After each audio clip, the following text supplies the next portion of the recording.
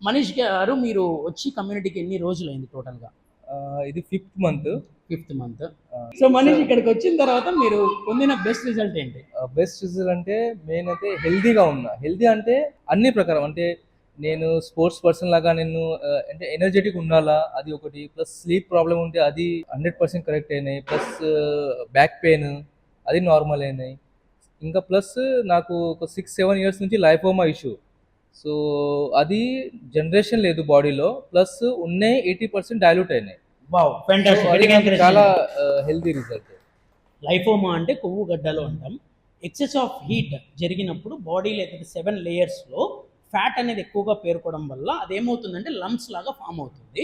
So, అది ఏమవుతుంది అంటే తనకి బ్లేడ్‌తో సర్జరీ కూడా జరిగింది. సో, డాక్టర్ బ్లేడ్ సర్జరీ చేశారు. కానీ అవి పుట్టడం మానిపోయాయంట. అండ్ ఉన్నవి తగ్గిపోవడం స్టార్ట్ జరిగిందంట. అది తను చాలా బాగా ఎంజాయ్ చేస్తున్నారు.